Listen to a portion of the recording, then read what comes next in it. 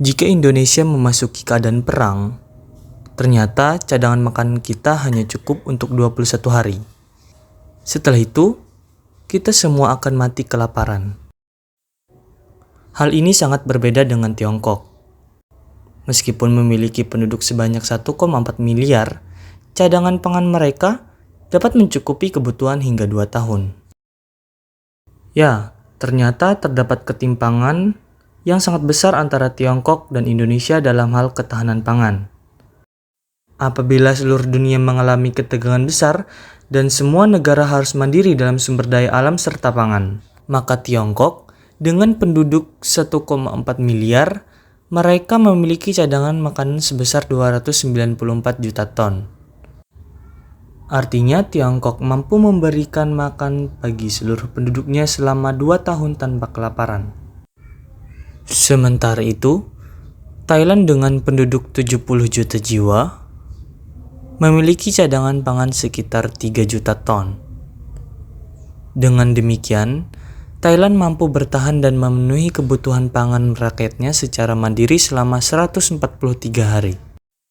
Angka tersebut masih terbilang cukup. Adapun Indonesia, dengan wilayah yang luas dan penduduk 270 juta jiwa, cadangan makanannya hanya 1,7 juta ton.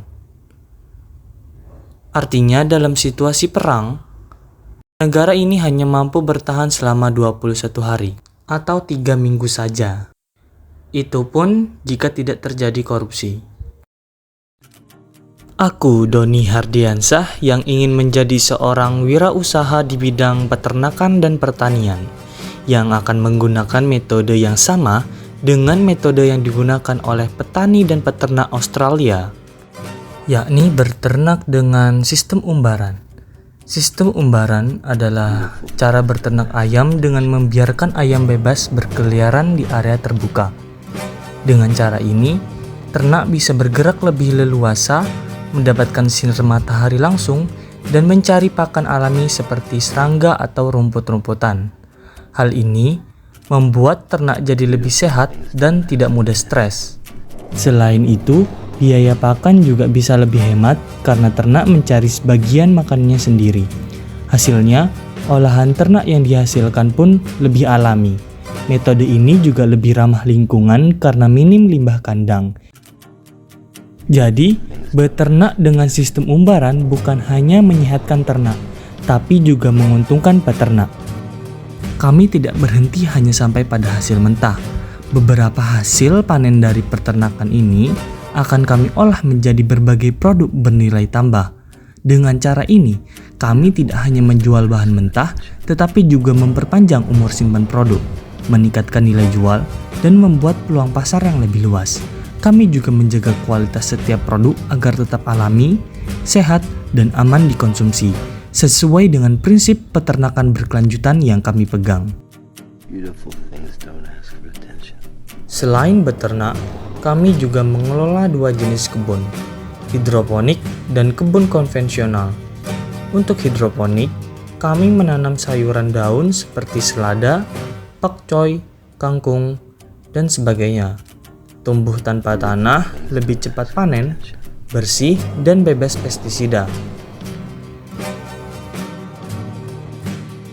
Sementara di kebun tanah, kami menanam berbagai jenis sayuran, seperti cabai, tomat, terong, mentimun, dan sebagainya. Tanaman ini kami rawat secara alami tanpa bahan kimia berbahaya agar hasilnya sehat dan berkualitas. Semua hasil panen kami jual dalam keadaan segar ke pasar lokal, maupun warung makan, rumah tangga, dan pelanggan-pelanggan lainnya. Dengan mempertahankan pangan untuk diri sendiri terlebih dahulu, kita juga telah berkontribusi untuk kesejahteraan pangan negara kita.